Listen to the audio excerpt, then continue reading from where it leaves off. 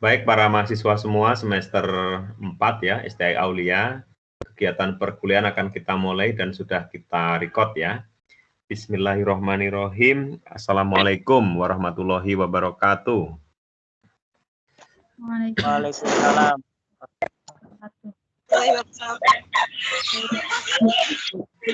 Ya, saya mute dulu all supaya tenang. Oke. Para mahasiswa semua semester 4 ya, STI Aulia yang berbahagia dimanapun berada. Pertama-tama kita panjatkan dulu ya, puji syukur kehadirat Allah SWT atas segala limpahan nikmatnya, karunia hidayahnya, sehingga pada siang hari ini kita bisa melaksanakan ya perkuliahan melalui daring ya, Microsoft Teams. Semoga lancar ya, tidak ada kendala dalam hal listrik ataupun sinyal ya. Para mahasiswa semua yang Bapak cintai ya, pada siang hari ini kita memulai kuliah daring ya. Pertama, Bapak akan menyampaikan beberapa materi, nanti mahasiswa menyimak ya, memperhatikan dan bertanya ya hal-hal yang kurang jelas ya. Ya, izinkan ini ke share screen. Nah, ini sudah kelihatan ya? Kelihatan? Jelas ya? Oke. Apa judulnya ini? Dinamika pengembangan kurikulum 2013. Ya, oke. Mohon di-mute dulu ya, sebentar. Oke. Jadi materi kuliah kita hari ini adalah dinamika pengembangan kurikulum 2013 ya. Oke. Para mahasiswa semua perlu diketahui bahwa kebijakan ya, kebijakan diawali dari kebijakan umum ya, pembangunan pendidikan dan kebudayaan tahun 2015 sampai 19 ya, ini yang kemarin, itu ada namanya Nawacita. Dan dilanjutkan oleh Pak Presiden kita ya, dilanjutkan seperti ini. Apa nawacitanya? Itu adalah ini. Pertama, meningkatkan kualitas hidup manusia Indonesia, kemudian melakukan revolusi karakter bangsa, meningkatkan produktivitas rakyat dan daya saing pasar internasional, memperteguh kebinekaan ya, memperkuat restorasi sosial Indonesia. Nah, ini program Indonesia ke depan dilanjutkan oleh Pak Presiden ya. Nah, khusus untuk kebijakan pendidikan dan kebudayaan ya, itu punya visi seperti ini. Ini visinya ya Pak. Jadi mahasiswa di jurusan tarbiyah harus mengerti apa visi dari pendidikan kita ya, yaitu mewujudkan insan serta ekosistem pendidikan dan kebudayaan yang berkarakter ya, berlandaskan gotong royong. Nah, tentunya apa yang dilakukan dari visi ini adalah ini, penguatan peran siswa, guru, tenaga pendidikan. Nah, kalian semester 4 ya, itu salah satu calon guru ya, calon guru yang nantinya akan berperan penting dalam memajukan pembangunan di Indonesia ya, berperan penting dalam memfasilitasi atau mempersiapkan siswa ya, sumber daya manusia masa depan ya. Nah, ini diantaranya seperti ini ya. Ini kita berangkat dari kebijakan dulu. Nah, arti pendidikan ya. Nah, boleh ya di tengah-tengah Bapak bicara begini, nanti kalau ada yang mau bertanya langsung saja nggak ngerti ya bertanya ya, silahkan. Nah, arti pendidikan.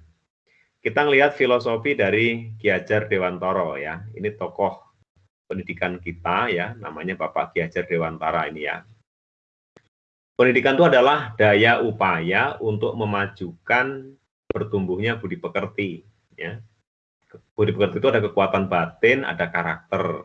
Nah, kalau pikiran itulah intelek dan tubuh anak. Nah, tubuh anak berarti fisiknya kan, dalam rangka kesempurnaan hidup dan keselarasan dengan dunianya. Nah, sehingga dari ucapan ini Bapak Ki Hajar Dewantara ini, maka pendidikan itu merupakan proses pembudayaan, yakni suatu usaha memberikan nilai luhur kepada generasi baru. Nah, pendidikan dan pengajaran memerdekakan manusia, harus merdeka. Jadi kalian sekarang belajar dengan jarak jauh begini ya, dengan daring, belajar dimanapun, sumbernya dimanapun, itu adalah salah satu kemerdekaan belajar.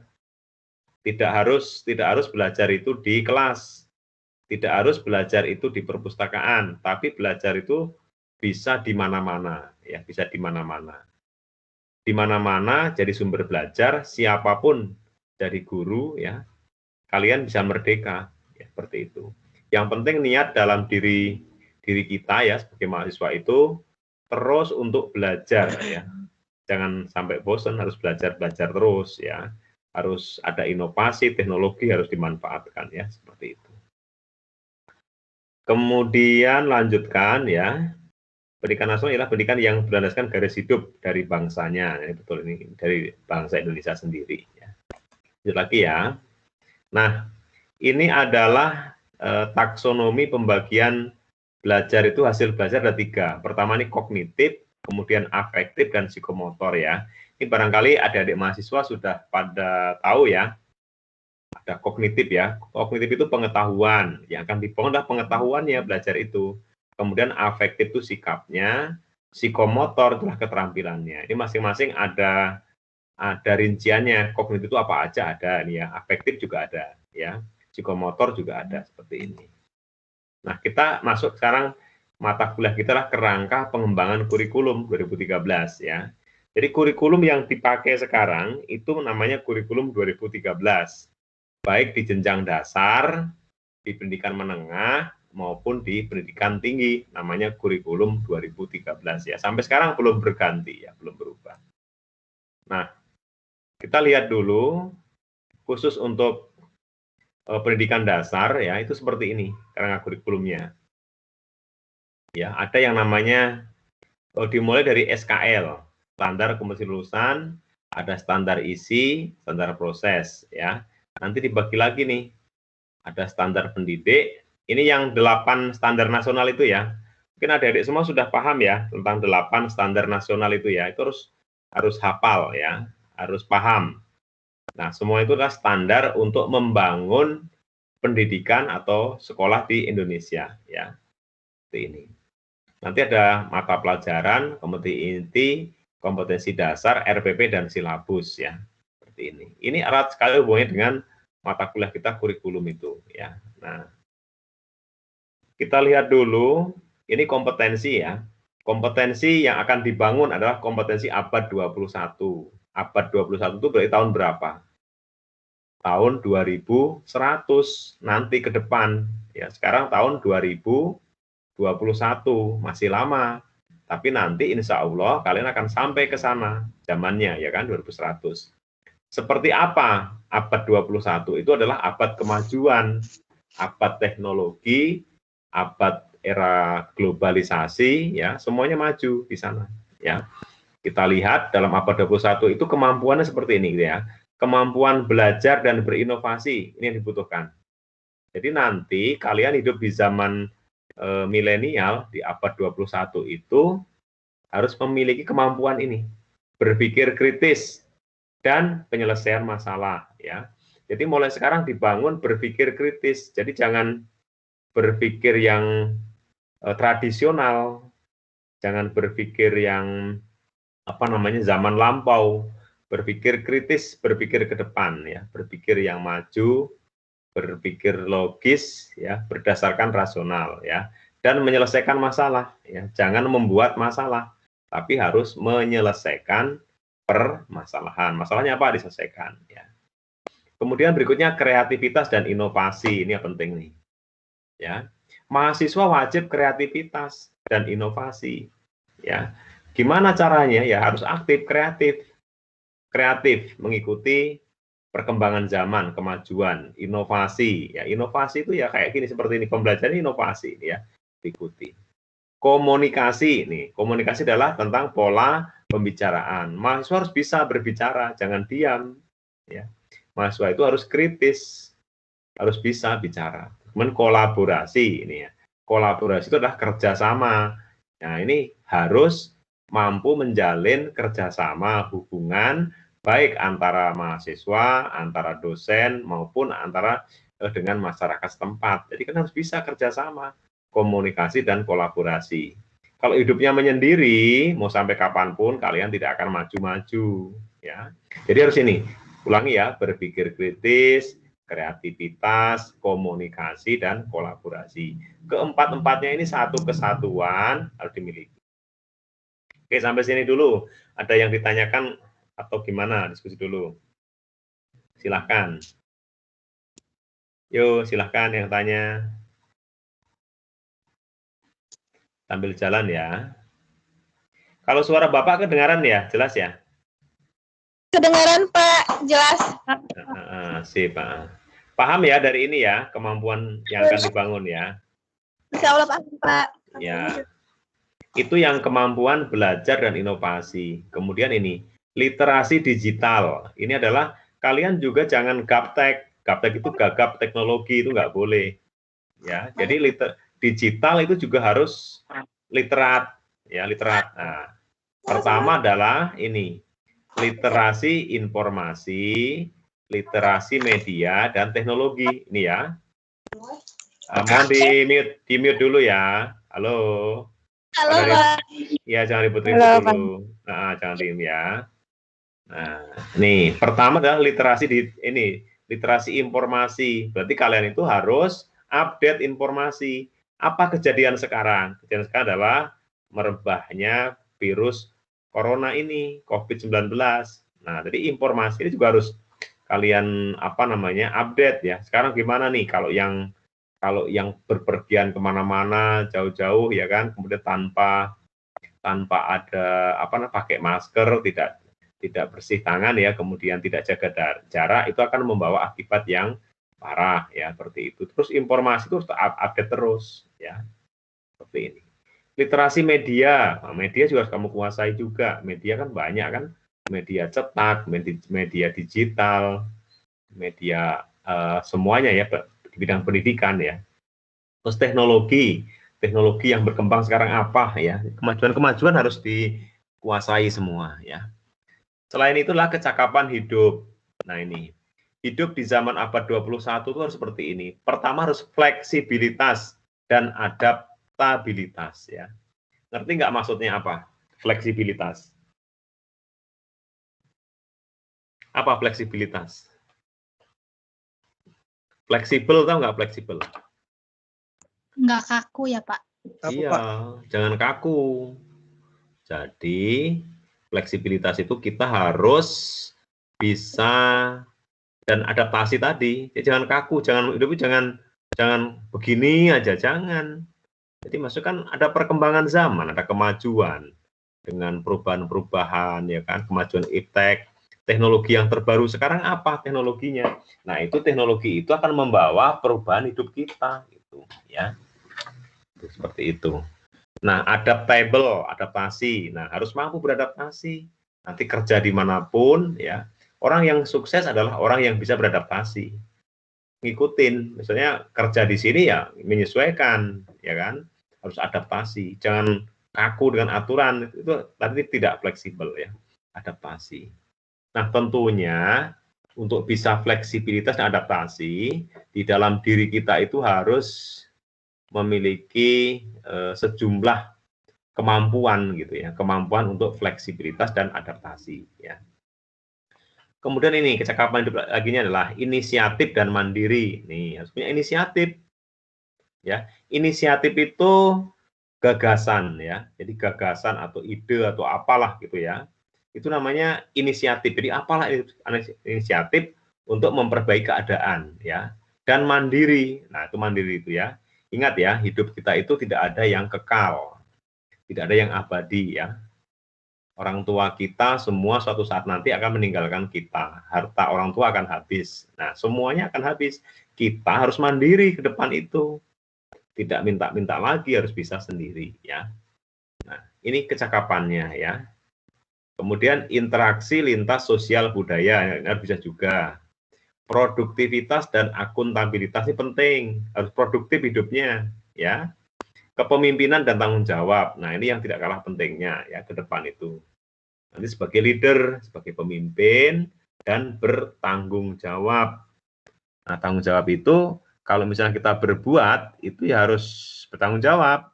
Apapun kita lakukan, kita sebagai sosok manusia yang intelektual ya, seperti itu. Kemudian tak kalah penting adalah karakternya nih. Karakter seperti ini udah biasa ya, takwaan, cinta tanah air, tolong menghormati, dan jujur, adil, empati. Nih, ini semua harus kalian miliki kalau ingin nanti hidup di zaman abad 21 ya. Kalau ini rasa ingin tahu, disiplin, kerja keras, kreatif, ini penting. Tanpa seperti ini nanti kalian itu akan tidak dipakai ya, tidak dipakai oleh dunia kerja ya. Walaupun misalnya pintar segala macam, tapi kan nggak jujur, tidak adil, tidak penyayang, tidak menghormati, tidak disiplin, nah itu juga nggak akan dipakai ya. Nah ini satu kesatuan ya, seperti ini. Nah kita lanjutkan lagi. Nah ini kita lanjut aja ya, nilai Pancasila yang menginspirasi ide dasar kurikulum ya. Memang kita itu karena di Indonesia, jadi yang kita gunakan sampai saat ini adalah Pancasila ya. Jadi Pancasila itu, nah ini Pancasila sebagai suatu filosofis kehidupan kan. Nah kurikulum membentuk manusia, ini mohon maaf jasnya. Kurikulum membentuk manusia Indonesia yang, nah ini kan ya, banyak itu kurikulum itu. Dengan kurikulum bisa beragama, cinta bangsa, demokratis, nah semuanya ini seperti ini. Kurikulum mengembangkan sikap, pengetahuan, keterampilan, nah ini semuanya ya. Jadi kurikulum yang dipakai sekarang 2013 ya, tapi sudah menuju sekarang konsep pada merdeka belajar ya. Kurikulum ini nanti mungkin akan diganti ya dengan merdeka belajar, baru dirancang ya, tapi belum digolkan ya nanti. Nah, kurikulum yang kita berikan di sekolah itu nanti akan mewarnai semua peserta didik kita. Nah, apapun yang kita ajarkan nanti, misalnya kurikulum, kalian kan sebagai guru agama nanti pasti mengajar mata pelajaran pendidikan agama Islam kan. Nah, nanti yang kalian ajarkan itu kepada siswa semua itu, nanti apa-apa yang kamu ucapkan, yang disampaikan oleh guru kepada siswa itu, nanti akan berpengaruh terhadap karakter anak-anak kita ya. Nah, karena itu ya berhati-hatilah dengan semua ucapan, sikap kita dan semuanya sebagai guru ya, seperti itu. Nah, mungkin ini perbedaannya ya, kalau kurikulum zaman dulu kan kolonial tuh, kolonialisme ya kan, zaman penjajahan, sekarang merdeka belajar ya, bedanya gitu ya. Nah, ini sedikit tentang informasi. Nah, ini cerita dulu ya, jadi ini cerita kenapa adanya kurikulum 2013 ya. Jadi memang ada berangkat dari permasalahan. Nah, nanti apapun kurikulumnya atau kurikulum dirubah gitu ya, itu berangkat dari permasalahan ya. Jadi kenapa kurikulum dulu adalah kurikulum zaman 75 ya, zaman penjajahan, zaman Belanda, kurikulum tahun 2000 gitu kan, pernah kenal ya, tahun 94, 2006 KTSP ya, terus 2013 ya, seperti sekarang ini gitu ya. Nah, kenapa kurikulum itu berubah? Itu karena sesuai dengan zamannya, karena ada permasalahan. Kurikulum yang lama sudah tidak relevan dengan kurikulum yang dengan perkembangan zaman sekarang gitu. Nah, seperti itu. Nah, ini misalnya di sini apa permasalahannya nih? Oh, ini KI, kalau KI itu kompetensi inti ya, kalau KD itu kompetensi dasar ya. Nanti ada silabus RPP itu harus kenal juga ya. Jadi kalau guru mau mengajar itu buat silabus dan RPP ya.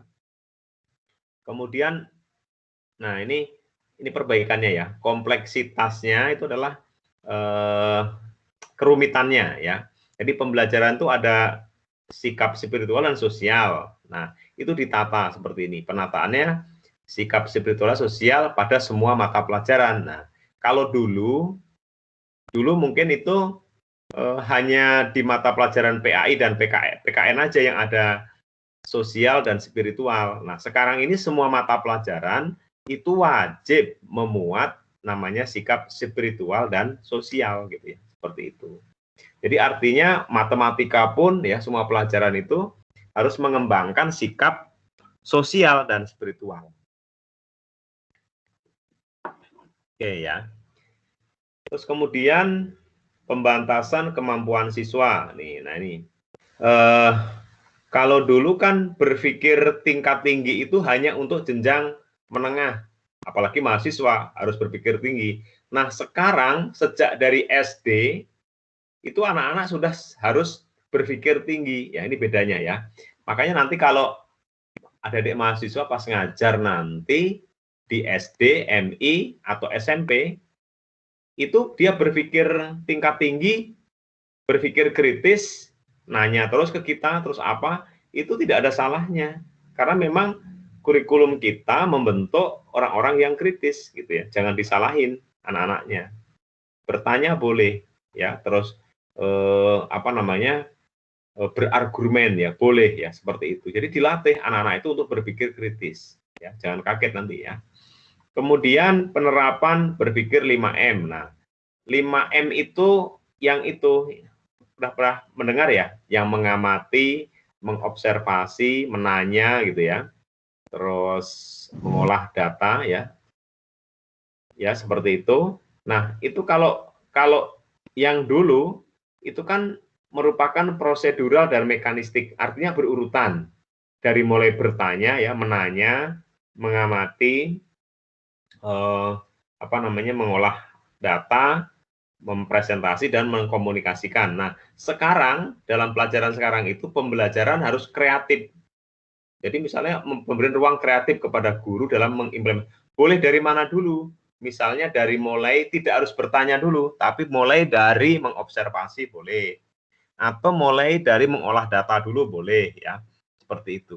Artinya pembelajaran di kurikulum 2013 itu lebih fleksibel ya, boleh ya, seperti ini pembelajarannya, lebih mengasihkan, lebih kolaboratif dan inovatif.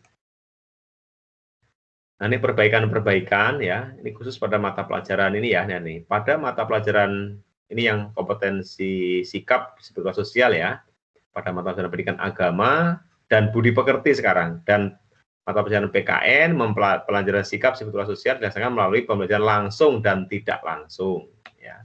Jadi kalau langsung itu ya sikap, misalnya langsung guru mengamati siswanya sedang memperhatikan nggak menerangkan guru, kemudian sedang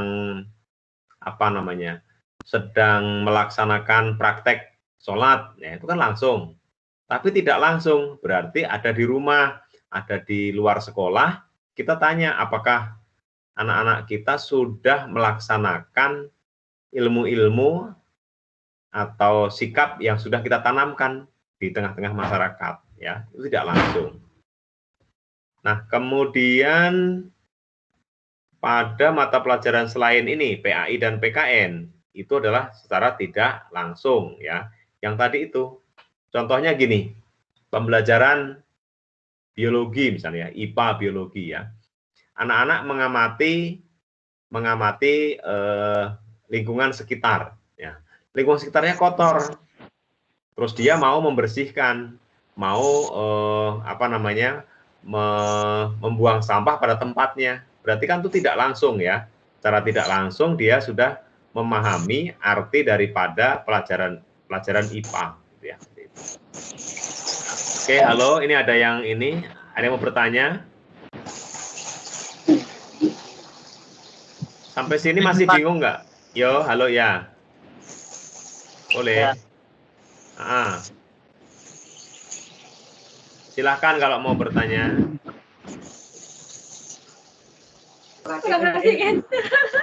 Ini di mute dulu ya, harus di mute dulu, jangan di. Nah. Boleh nanya ya, silahkan. Halo. Tanya, Pak. Ya boleh ya. Ya. Nah, saya ingin bertanya Pak mengenai kurikulum. Nama siapa? Namanya siapa? Kan ada kurikulum. Namanya sebutin. Iya, nama saya Kak Wijaya, Pak. Kak Wijaya, ya betul. Terus ya, boleh pertanyaannya. Pertanyaannya kan ada kurikulum 2013. Nah, yang saya tanyakan itu ada kurikulum 2013, terus ada revisi-revisi gitu Pak ya? Ada betul. revisi 2017.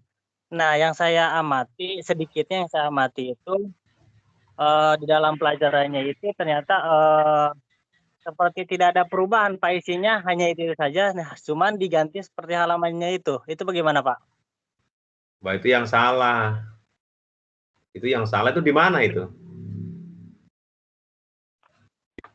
Di mananya? Jadi isinya itu kan revisi, tapi tidak seperti tidak ada perubahan isi materinya, Pak. Harusnya berubah. Harusnya berubah, ya. Jadi kan dulu tuh 2013 dikeluarkan tahun 2013. Memang udah ada revisi tahun 2017 dan 2018, itu yang terbaru. Maksudnya itu penyempurnaan, itu dengan adanya konsep Merdeka Belajar itu yang terbaru itu. Ya, konsep apa namanya tentang pendidikan Ki Hajar Dewantara ya seperti itu. Seharusnya itu berubah. Terus cara ngajarnya juga harus berubah. Nah, kalau misalnya cara permasalahannya di lapangan guru ngajarnya nggak berubah, itu kan berarti kasus. Gitu. Harusnya berubah. Jadi pembelajaran sekarang itu tidak boleh teacher center, tapi harus student center ya. Jadi yang menjadi pusat, yang saintifik itu siswanya. Belajar kelompok-kelompok, siswanya aktif, kreatif, gitu ya. Guru memfasilitasi semua itu, gitu ya. Seperti itu yang betul. Oh, iya Pak. Iya. Nah, kalau tingkat mahasiswa kan seperti ini. Mahasiswa juga sebenarnya tidak, dosen ya harusnya tidak seperti ini terus. Kalau tutor terus-terusan gini nanti mahasiswanya pasif ya. Jadi harus aktif juga membuat. Makanya nanti ada presentasi kan, tayangan ya seperti itu ya. Sebentar saya selesaikan dulu ya, nanti baru yang tampil sekarang siapa? Kelompok berapa? Kelompok 1. Kelompok 1, Pak. Oke, dikit lagi ya, nanti kita tampil. Kita Bapak sekitar ya 10 menit lagi ya. 5 menitan lah, ya 10 menit ya. Kita akan tampil. Beresin dulu. Oke, ini pemberian ruang kreatif dari guru. Nah, ini juga ada nih ya. Ya nanti seperti ini, guru berikan ruang kreatif ya. Ya, nih, terus dipekerti juga ada ya. Nanti ini saya sharekan ke itu ya, ke mahasiswa RISA ya, nanti ya saya berikan. Nah, semua ini. Nah, ini penurunan karakter. Nah, ini. Ya, ini teori-teori semua ya. Jadi intinya bahwa guru itu harus membuat apa namanya ya, suasana kelas itu menjadi lebih kreatif, inovatif, tumbuh karakter ya, memfasilitasi pembelajaran ya gitu. Nah, ini kalau nilai karakter seperti ini, tahapan-tahapannya ini penting ya, mengetahui, memahami, menerima gitu. Nah, kalau untuk mengetahui siswa seperti ini gimana caranya ya? Misalnya di kelas pas kita ngajar. Nah, pas kita ngajar itu, kalau siswa itu, nih tahapannya kan ini mengetahui, memahami, menerima. Kalau dia misalnya sudah masuk kelas, kemudian ikut kerja kelompok, nah itu berarti sudah sampai ke ini, melakukan tuh. Ya, tidak sekedar mengetahui saja, mengetahui, memahami, menerima. Menerima itu kehadiran, belajar tuh senang, ya, melakukan itu berbuat. Membiasakan terbiasa nih, menjadi karakter kan gitu kan. Nah, kalau udah menjadi karakter, berarti itu sudah tingkat tertinggi dari penanaman internalisasi nilai karakter ya. Sebagai contoh gini, kita sebagai mahasiswa di STI Aulia ya kan sudah paham tentang agama, bahwa sholat wajib kan gitu kan ya. Kalau kita meninggalkan sholat, itu ada perasaan tidak enak ya, merasa berdosa karena sudah menjadi kebiasaan, itu jadi karakter ya. Begitu juga dengan misalnya hidup disiplin membuang sampah ya. Kita harus dibiasakan membuang sampah itu harus gimana? Harus di tempatnya ya kan. Terus disiplin maksud dan semuanya itu jadikan karakter ya. Kalau kalian kebiasaan misalnya begadang ya, kemana-mana main yang nggak ada gunanya, itu juga udah jadi karakter, itu karakter buruk namanya ya kan. Itu juga menjadi kebiasaan. Nah, kita biasakan sampai sekarang belajar kelompok, diskusi ya kan, seperti itu. Nah, inilah yang akan kita bangun ya, mungkin sikap dan semuanya. Nah, jadi sebelum siswanya itu kita ajar ya untuk mengikuti, ya kita dulu, guru dulu. Jadi nggak bisa kita nyuruh ke siswa harus gini-gini, sementara gurunya sendiri, kita sendiri bukan contoh, ya sulit ya, tidak akan bisa itu. Oke. Nah, ini kalau mata pelajaran ya, ini sudah masuk mata pelajaran ya. Ini nanti akan kita bahas di setelah UTS ya. Nanti kita khusus ke kurikulum masing-masing jenjang ya. Baik mapel PAI maupun mapel lain ya, itu nanti. Itu mah nanti ya.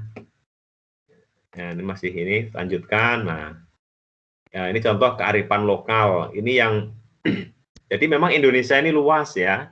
Ini contoh di suku Gayo ya, terus di Toraja, di Wakatobi, di Bali, di Jawa. Nah, ini beda-beda nih.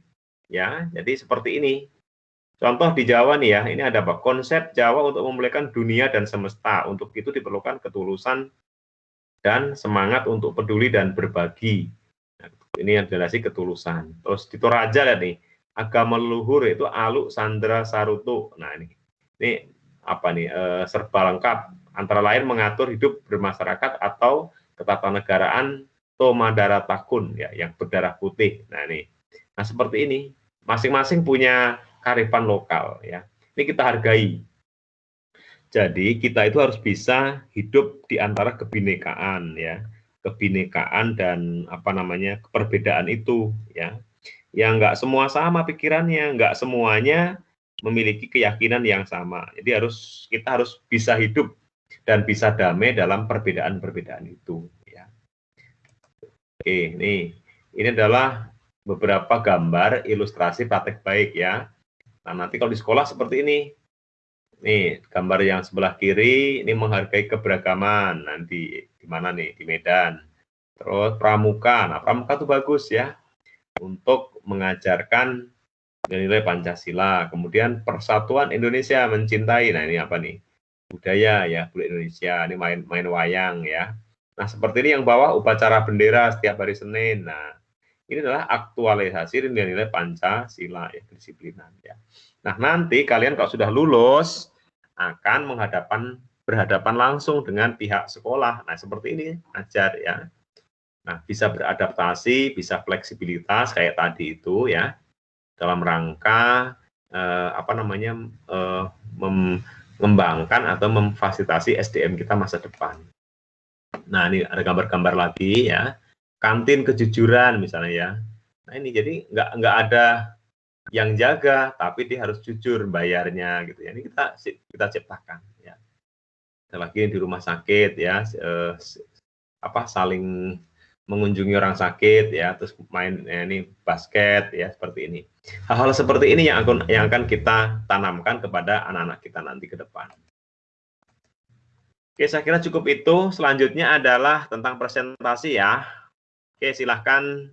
Nanti ini saya share materinya. Saya stop dulu ya. Bentar. Saya stop, share screen. Oke, silahkan kelompok yang mau tampil, ada tanda panah itu kan, langsung diklik, disiapkan dulu ininya. Disiapkan PPT-nya dibuka. Buka, siapa yang tampil. Terus diklik yang tanda panah. Ada tanda panah ke atas, di bawah itu ada desktop ya, ada yang warna biru, klik lagi, klik ke atas muncul, klik lagi gitu ya. Coba. Bisa nggak? Yuk coba. Silahkan siapa yang tampil. Mana ketua kelasnya?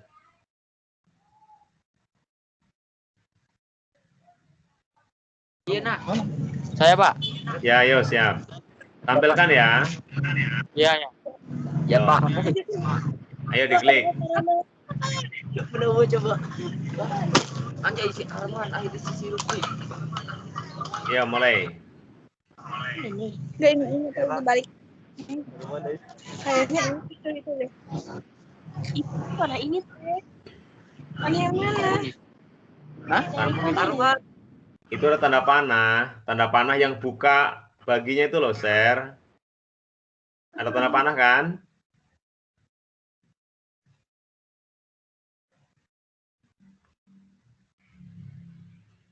Terus share desktop. Nah, bisa. Oke. Oke. Harus bisa ya, harus kreatif. Lama-lama juga ngerti nanti ya.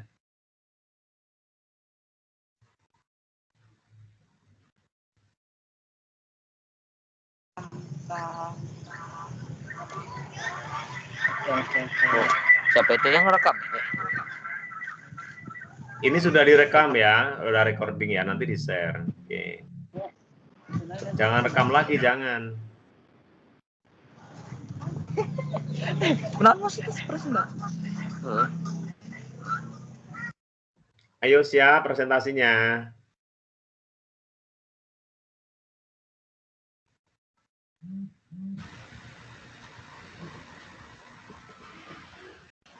Ayo share desktop.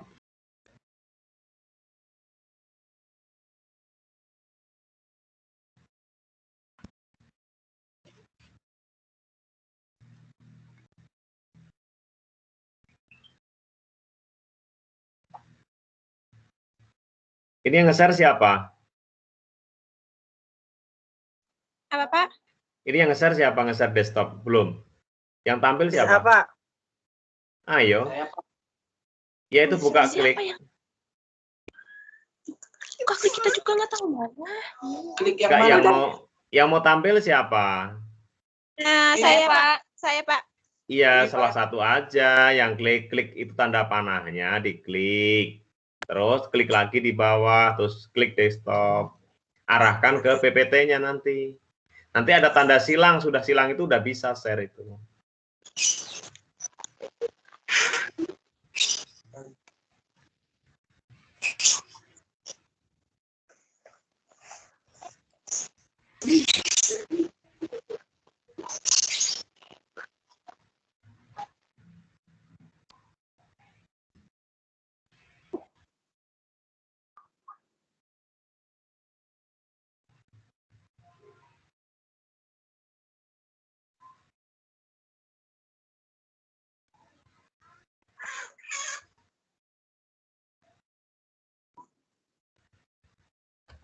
Bisa nggak? Waalaikumsalam warahmatullahi wabarakatuh. Mana itu Warahmatullah. PPT-nya mana? Ya. Susah Pak, ini mau diarahin kemana Pak? Maksudnya? Loh, kan Ininya- PPT-nya dibuka belum? PPT-nya. Ya PPT-nya buka dulu. Atau iya PPT-nya dulu. Untuk sabar dosen. Ya Pak, maaf ya Pak. PPT-nya dibuka dulu, nanti baru di-share itu ke situ. Ya.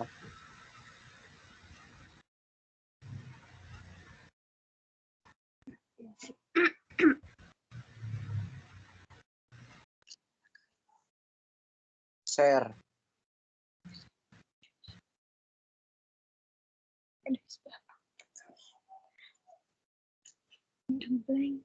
Nge-like Pak. Tanda panahnya ada nggak di situ? Belum ada Pak, masih dalam proses. Bentar, Pak. Nge-like gitu, nge-like. Nge-like soalnya Pak, nge-like HP-nya. HP-nya nge-like, Pak. Tanda panah ada nggak? Nggak ada tanda panah. Itu telepon mana? Ya, dibuat menikah beneran kelompok satu dulu. Oke, menerima. Atau gini, kirim ke Bapak deh. Kirim ke WA Bapak. WA Bapak kan ada di satu ya. Kirim ke Bapak, nanti Bapak yang tampilkan. Izin dong gitunya. Iya, Pak. Siapa, Mak? Mas kirim ke Riza. Lagi ini HP-nya. Terus kirim ke Bapak, nanti saya tampilkan. Nanti kalian yang ini ya, yang yang mempaparkannya. Iya, Pak. Iya Pak. Siapa ada ya pada dosennya? Nomornya ada nggak? Kata Rija. Atau nomor Bapak tulis dulu. Mau tulis nomor Bapak? Apa, Pak? Nomor Bapak tulis dulu. Oh, iya, Pak. Ya, 0856 Iya, Pak. 925 Iya. 00 383. 383, Pak. Ya, oh ini udah ada di-share sama Udah sama Marisa udah. Ya, saya tampilin. Kalian yang bicara ya. Iya, Oke, Pak. jadi Bapak harus ya, berarti harus saya ambil dulu dari PPT-nya dulu. Mau.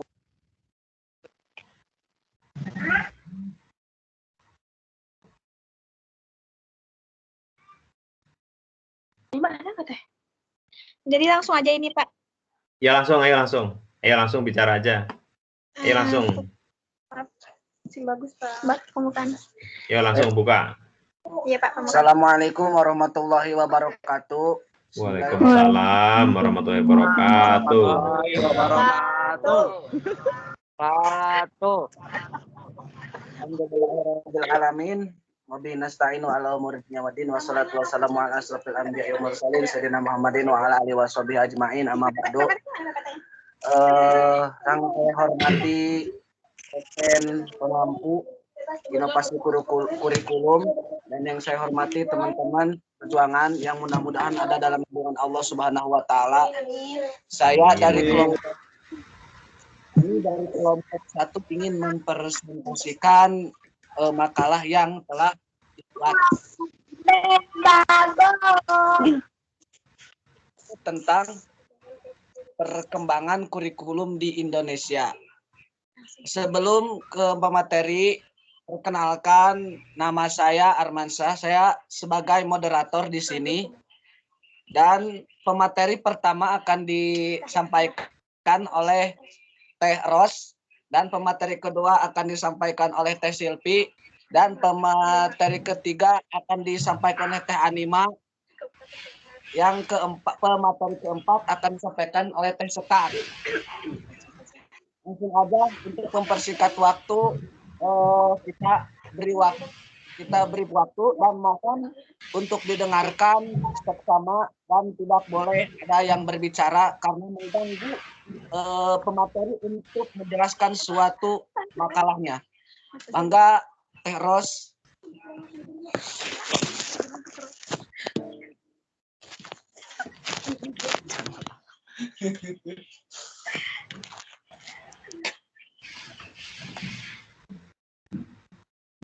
Baik, bismillahirrahmanirrahim. Jelas nggak? Akan menyampaikan perkembangan kurikulum di Indonesia.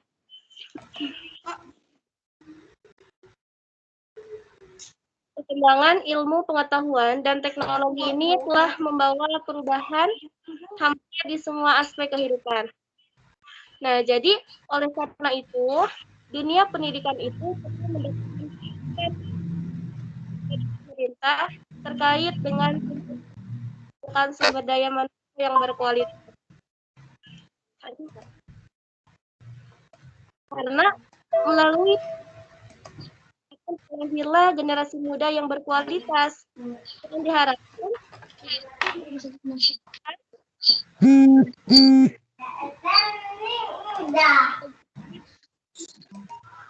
jadi karena ada akan tercipta generasi muda yang berkualitas yang diharapkan perubahan dan kemajuan zaman di segala aspek kehidupan. Jadi, pada hakikatnya, mutu pendidikan itu dipengaruhi oleh faktor yang menentukan, yaitu adanya kurikulum pendidikan. Kemudian, apa sih kurikulum itu? Kurikulum itu adalah suatu usaha terencana dan terorganisir untuk menciptakan suatu pengalaman belajar pada siswa untuk mencapai tujuan. Nah, jadi kurikulum itu kan berbeda-beda ya, berbeda dari jam pelajarannya, dari mata pelajarannya.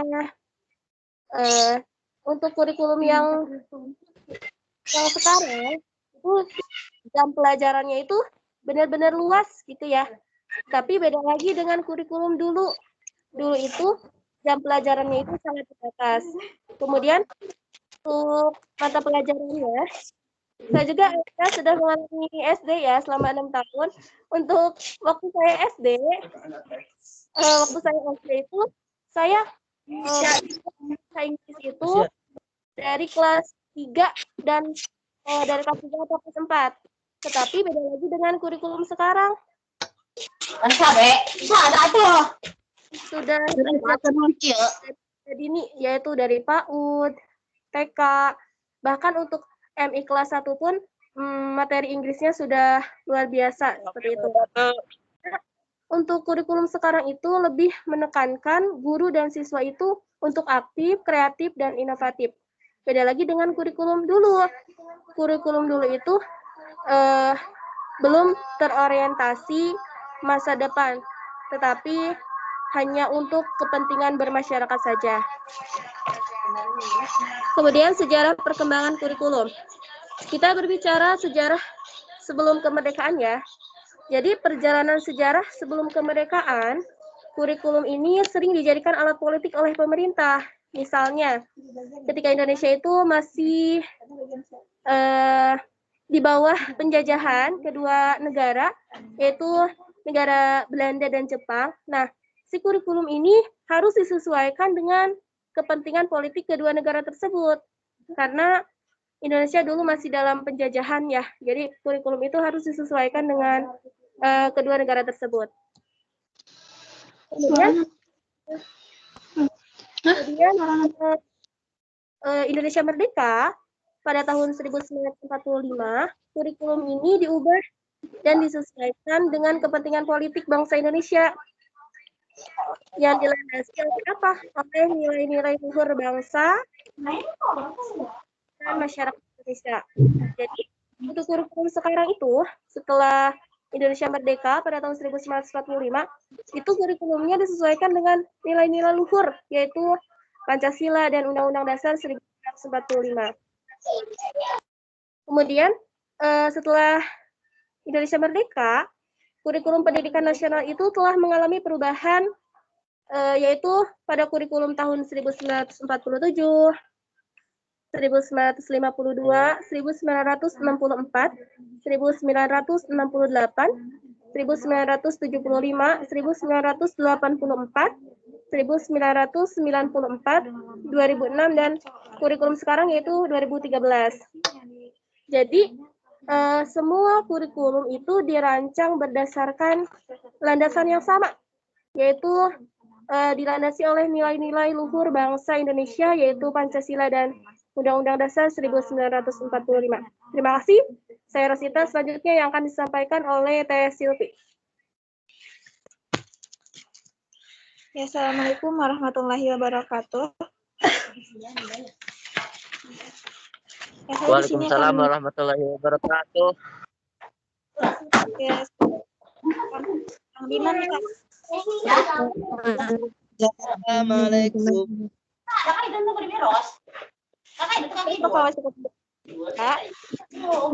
Indonesia telah menetapkan dan itu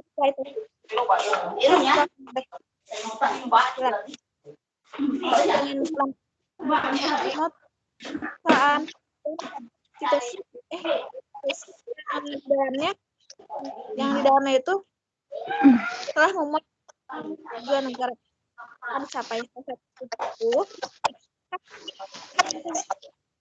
yang sangat tepat ya, mencerdaskan kehidupan bangsa, dan ternyata konsep mencerdaskan bangsa itu telah dijelaskan oleh Helen Carter setelah 28 tahun.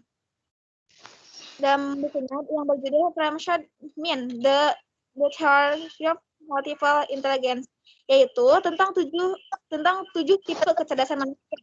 Singkat saja ya, bukan hanya kecerdasan intelektual atau otak ada di otak kiri, tetapi juga kecerdasan spiritual, emosional, bahkan juga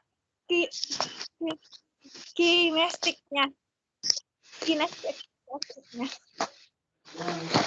Salah satu yang mengembangkan kurikulum adalah amanat undang-undang tentang pendidikan nasional. Kurikulum pertama di Indonesia telah lahir sebagai penjabaran amanat dalam Undang-Undang Nomor 4 Tahun 1950 tentang dasar-dasar pendidikan dan pendidikan. Undang-Undang Nomor 12 Tahun 1994, Undang-Undang Nomor 25 Tahun 1961, Undang-Undang Nomor 2 Tahun 1989, dan akhirnya Undang-Undang Nomor 20 Tahun 2003. Tentang sistem pendidikan nasional, di samping itu, tuntutan globalisasi dan perkembangan ilmu pengetahuan dan teknologi juga ikut mendorong terjadinya perbaikan dan pengembangan kurikulum. Sekian dari saya. Ya, selanjutnya akan dipaparkan oleh Teh Anima. Assalamualaikum warahmatullahi wabarakatuh. Di sini saya akan melanjutkan pembahasan yang akan dibahas, yaitu tentang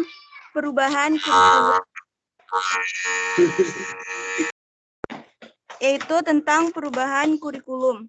Perubahan kurikulum tentu saja disertai dengan tujuan pendidikan yang berbeda, karena dalam setiap perubahan tersebut ada suatu tujuan tentunya yang ingin dicapai untuk memajukan pendidikan nasional.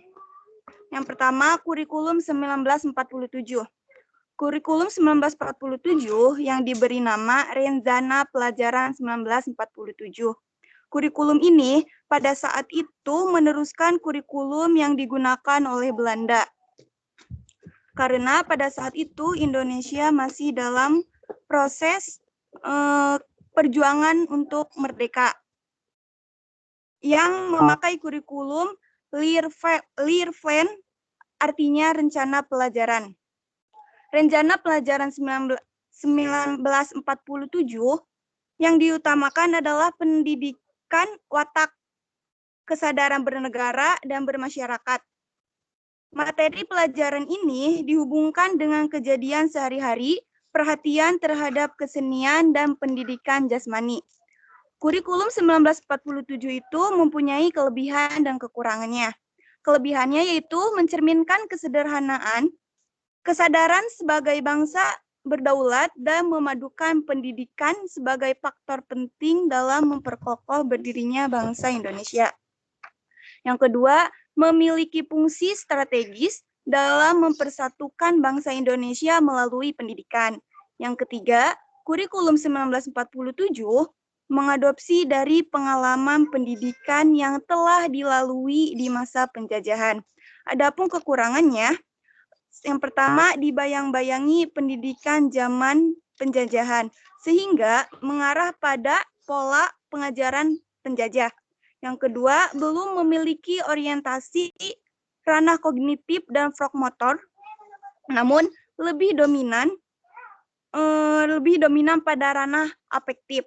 Yang ketiga, belum diterapkan di sekolah-sekolah, sehingga belum dampak pada terlaksananya pendidikan. Yang kedua, kurikulum 1952. Pada tahun 1952, kurikulum di Indonesia mengalami penyempurnaan. Kurikulum ini lebih rinci setiap mata pelajarannya dan diberi nama Rencana Pelajaran Terurai 1952. Ciri dari kurikulum ini bahwa setiap rencana pelajaran yang memperhatikan isi pelajaran yang dihubungkan dengan kehidupan sehari-hari. Kurikulum 1952 juga mempunyai kelebihan dan kekurangan. Kelebihannya diantaranya yang pertama, kurikulum 1952 telah mengarah pada sistem pendidikan nasional, walaupun belum merata pada seluruh wilayah Indonesia. Yang kedua, pada kurikulum 1952, materi pelajaran sudah berorientasi pada kebutuhan hidup para siswa, sehingga hasil pembelajaran dapat berguna ketika di tengah masyarakat. Dan yang ketiga, setiap guru mengajar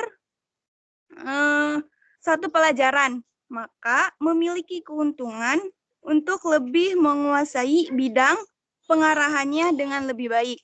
Adapun kekurangannya, yang pertama, kurikulum 1952 baru mengarah pada sistem pendidikan nasional, maka belum mampu menjangkau seluruh wilayah di Indonesia.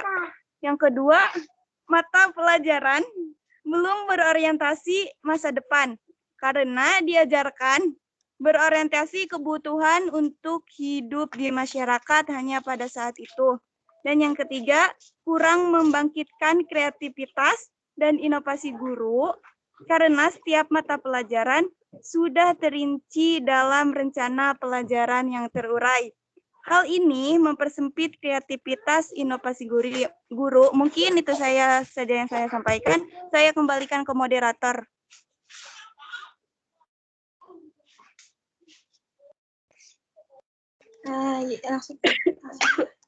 Baik, langsung saja. Saya akan memaparkan tentang kurikulum 1964. Usai tahun 1952, menjelang tahun 1964, pemerintah itu kembali menyempurnakan sistem kurikulum di Indonesia. Nah, kali ini diberi nama Renjana Pendidikan 1964. Nah, pokok-pokok yang menjadi ciri kurikulum ini adalah pemerintah itu memiliki keinginan agar rakyat mendapat pengetahuan akademik untuk pembekalan pada jenjang sekolah dasar, sehingga pembelajaran dipusatkan pada program Pancawardhana, yaitu pengembangan moral, kecerdasan, dan emosional. Nah, adapun kelebihan dari kurikulum 1964 ini, yaitu sudah mengembangkan ranah kognitif, efektif, dan psikomotorik. Nah, ranah kognitif sendiri merupakan kemampuan pada segi keilmuan. Lalu, ranah efektif itu merupakan kemampuan pada segi sikap. Nah, selanjutnya, ranah psikomotorik. Ranah psikomotorik ini merupakan kemampuan pada segi keterampilan. Nah,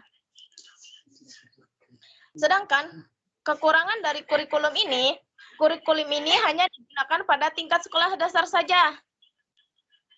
Jadi tidak ada jenjang sekolah menengah atas, sekolah menengah pertama, jadi tidak ada. Belum ada, bukan tidak ada ya. Terus selanjutnya itu kurikulum ini berjalan ketika Indonesia masih dalam keadaan labil. Nah, selanjutnya yaitu kurikulum 1964. Kurikulum ini bersifat politis, yaitu mengganti rencana pendidikan 1964 yang dicitrakan sebagai produk Orde Lama. Nah, kurikulum ini bersifat korelatif subjek kurikulum, yang artinya materi pembelajaran pada tingkat bawah memiliki korelasi dengan kurikulum sekolah lanjutan. Nah, adapun kekurangannya yaitu kelebihannya yang pertama, kurikulum ini dikembangkan dalam otonomi di mana kurikulum dilaksanakan oleh sekolah. Selanjutnya, memberikan ruang bagi tamatan sekolah untuk melanjutkan pendidikan pada jenjang yang lebih tinggi. Nah, itu kelebihannya. Adapun kekurangannya yaitu meski sudah pembelajaran keterampilan, namun kurikulum ini itu masih kurang memperhatikan pembelajaran praktek. Kurikulum ini itu masih dipengaruhi oleh unsur politik sehingga tidak mengakar pada kebutuhan hidup anak secara individual. Baik, itu saja yang dapat saya sampaikan. Selanjutnya akan dilanjutkan oleh rekan saya, yaitu Kang Arman.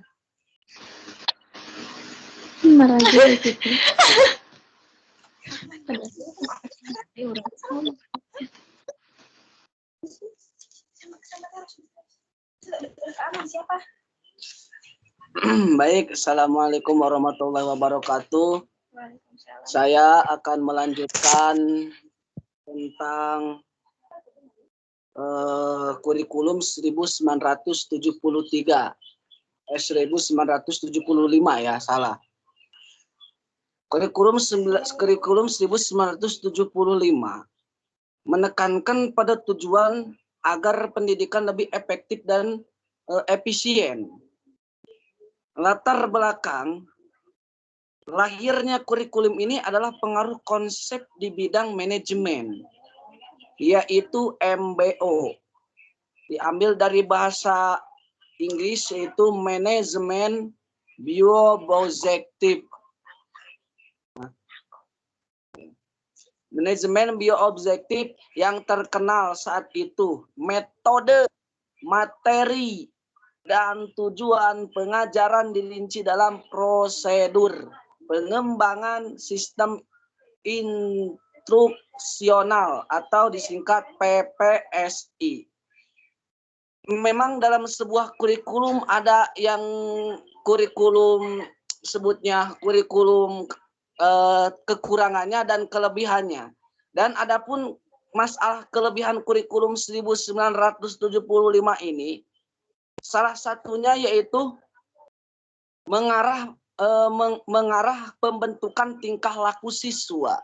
Jadi mengarah kepada pembentukan tingkah laku mahasiswa yang diutamakan. Memang kelebihannya banyak, cuman saya ingin menjelaskan satu saja, yaitu tentang mengaruh pembentukan tingkah laku siswa.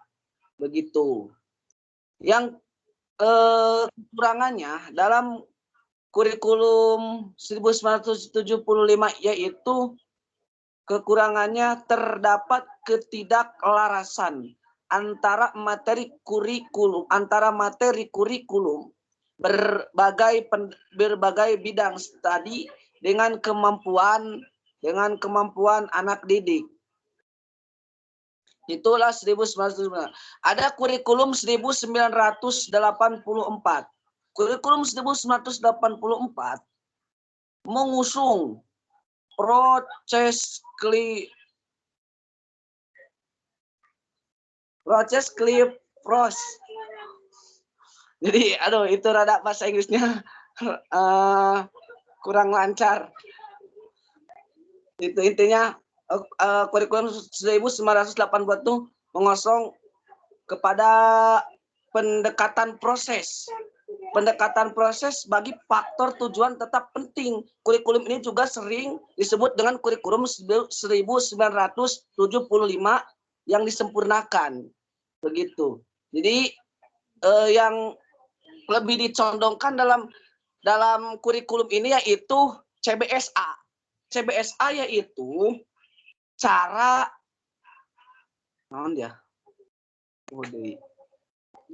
cara belajar siswa aktif. Jadi cara belajar siswa aktif. Nah, jadi begitu. Dan masalah kekurangan dan kelebihan dalam kurikulum 1984 ini yaitu memiliki ciri sebagai berikut. Berorientasi kepada tujuan instruksional didasari oleh pandangan bahwa pemberian pengalaman belajar kepada siswa dalam waktu belajar yang sangat terbatas di sekolah harus benar-benar fungsional dan efektif. Itu kelebihannya. Sedangkan kekurangannya, kurikulum ini memuat materi dan metode yang disebut secara rinci. Sehingga guru dan siswa mudah untuk melaksanakannya. Itu mah kelebihannya. Kelebihan itu mah kelebihan. Kelebihan, bukan kekurangan. Sedangkan kekurangannya yaitu walaupun sudah ada pembelajaran keterampilan, namun pada prakteknya kurikulum ini masih kurang memperhatikan pembelajaran praktek.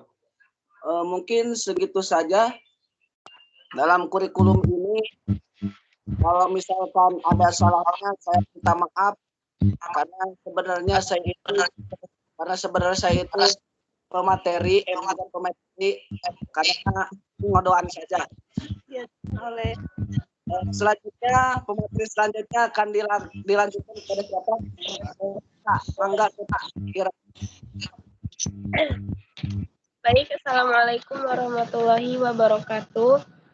Waalaikumsalam warahmatullahi Membahas tentang kurikulum 1944 merupakan hasil upaya untuk memadukan kurikulum sebelumnya, terutama kurikulum 1975 dan kurikulum 1984. Sayang perpaduan antara tujuan dan proses belum berhasil, sehingga banyak kritik berdatangan disebabkan oleh beban belajar siswa dinilai terlalu berat, dari muatan nasional sampai muatan lokal.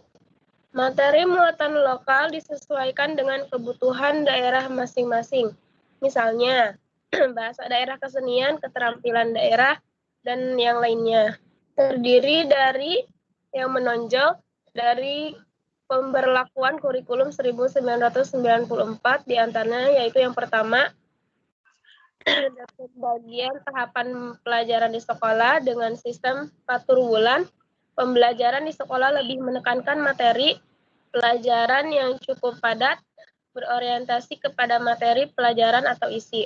Kurikulum 1994 bersifat populis, yaitu yang memberlakukan suatu sistem kurikulum untuk suatu siswa di seluruh Indonesia. Kurikulum ini bersifat kurikulum inti sehingga daerah yang khusus dapat mengembangkan pengajaran sendiri disesuaikan dengan lingkungan dan kebutuhan masyarakat sekitar. Adapun kekurangan, mohon maaf, adapun kelebihan pada kurikulum 1994 itu yang pertama, kurikulum berstandar nasional dan memberikan ruang untuk pengembangan potensi wilayah. Mohon maaf. Itu yang kedua, mampu mengadopsi aspirasi berbagai pihak yang berhubungan dengan isu-isu yang berkembang di masyarakat. Ketiga, dalam pelaksanaan pembelajaran, guru memberikan kesempatan seluas-luasnya kepada siswa untuk dapat mengembangkan kemampuan masing-masing dengan beberapa alternatif. Yang keempat, terdapat keserasian antara teori dan praktek sehingga mengembangkan ketiga ranah, yaitu kognitif, afektif, dan psikomotor. Adapun kekurangannya dari kurikulum 1994, yaitu yang pertama, ada kritik bertebaran lantaran beban belajar siswa dinilai terlalu berat. Berbagai kepentingan kelompok masyarakat juga mendesakkan agar isu-isu tertentu masuk dalam kurikulum. Selanjutnya, kurikulum 2004.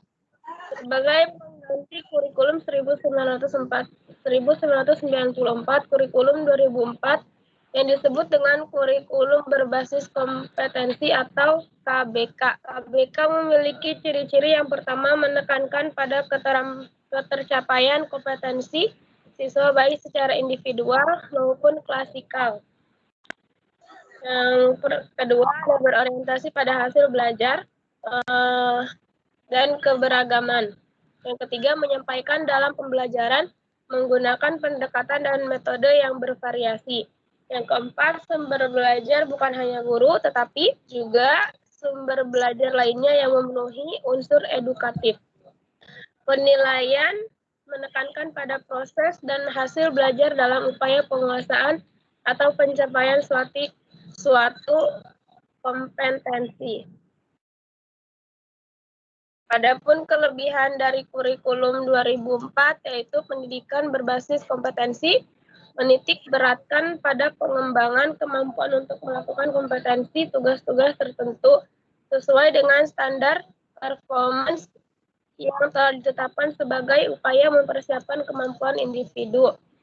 Dan adapun kekurangannya, dalam kurikulum dan hasil belajar indikator sudah disusun pada indikator sebaiknya disusun oleh guru karena guru yang paling mengetahui tentang kondisi peserta didik dan lingkungan. Lalu yang kedua, kekurangannya ada konsep KBK sering mengalami perubahan pada urutan standar kompetensi dan kompetensi dasar sehingga menyulitkan guru untuk merancang pembelajaran secara berkelanjutan.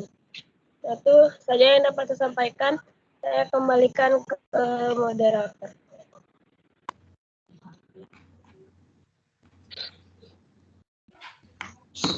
Apakah sudah selesai semua?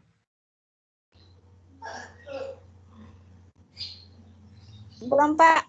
Sudah Selanjutnya akan di... Oh, masih ada? Satu lagi, Pak. Satu lagi. Ya, poin-poinnya saja ya. Poin-poinnya saja, jangan dibaca semua. Inti-intinya saja. Ya, Pak. Ya.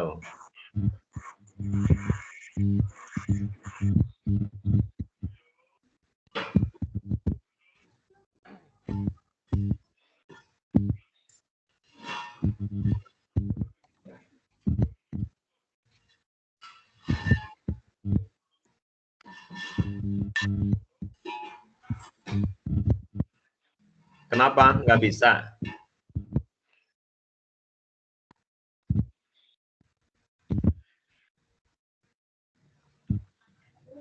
Halo,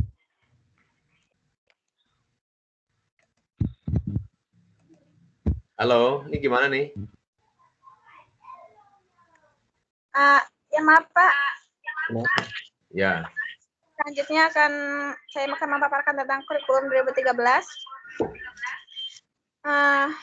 Kurikulum 2013 berbasis kompetensi memfokuskan pada perolehan kompetensi-kompetensi tertentu oleh peserta didik. Oleh karena itu, kurikulum ini mencakup sejumlah kompetensi dan seperangkat tujuan pembelajaran yang dinyatakan sedemikian. Adapun kelemahan dan kelebihannya, kelemahan dari kurikulum 2013 adalah guru banyak kekurangan dan kelebihannya, maaf Pak. Kelebihannya, siswa lebih dituntut untuk aktif, kreatif, dan inovatif dalam setiap pemecahan masalah yang mereka hadapi di sekolah. Yang kedua, adanya penilaian dari semua aspek penentuan nilai bagi siswa, bukan hanya yang didapat dari nilai ujian saja, tetapi juga didapat dari nilai kesopanan, religi, praktek, dan sikap yang lainnya. Adapun kekurangannya itu guru banyak salah karena beranggapan dengan kurikulum 2013, guru tidak perlu menjelaskan materi kepada siswa di kelas. Padahal banyak mata pelajaran yang harus tetap ada penjelasan dari guru.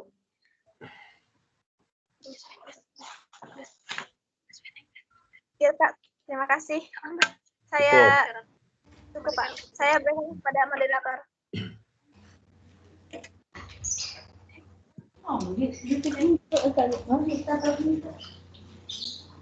Satu kelompok berapa orang tadi semuanya? Satu kelompok berapa orang tadi? 7. Oh, 7 ya. Oh, banyak banget. Emang Nggak ada 7. Ya udah nggak apa-apa. Pak. Ya. Itu ya. Berarti udah selesai nih. Udah selesai. Iya, selesai. Ada 8 orang, Pak. Oh ya udah. Ini udah selesai berarti ya? Udah selesai? Sudah selesai, Pak. Oh ya udah. Oke, baik ya. Kalau sudah selesai, berarti kuliah kita tadi kan paparan materi dari Bapak udah ya. Kemudian diskusi dari kalian kelompok 1 juga sudah. Nah, mohon diperhatikan ya. Selanjutnya, ini perhatikan semuanya ya, baik yang ikut di room ini maupun yang tidak hadir. Setiap mahasiswa wajib membuat resume. Resume itu rangkuman ya. Resumenya itu diketik di Word boleh. Kalau mau tulis tangan juga boleh, dipoto, kemudian diupload ke Google Classroom. Google Classroom-nya kodenya sudah dibagikan pada list A itu ya. Itu tapi yang baru bergabung hanya 4 orang itu, yang lainnya belum bergabung ya. Itu ada kode. Jadi buka Google Classroom, kalau di HP-nya belum ada, itu ada di Play Store ya. Kemudian instalkan, masuk, langsung join. Joinnya pakai kode yang diberikan Bapak itu.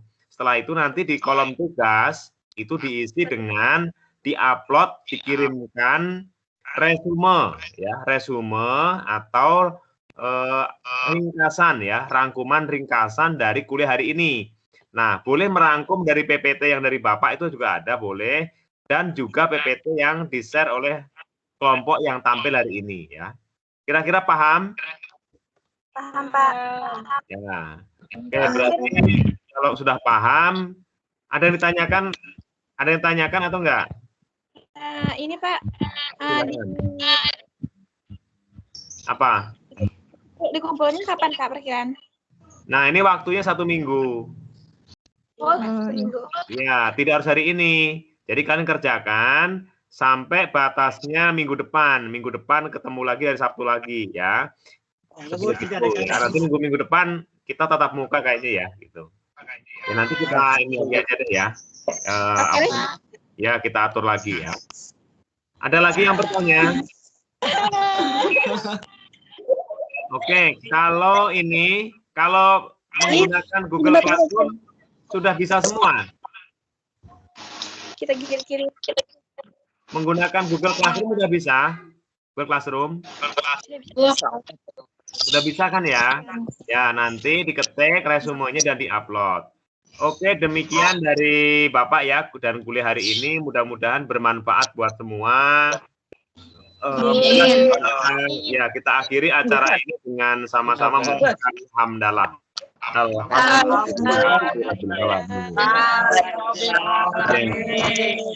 Terima kasih atas kehadirannya. Sampai bertemu lagi nanti.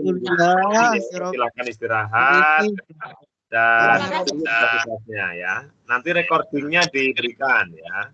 Sekian dari Bapak. Ya, assalamualaikum warahmatullahi wabarakatuh.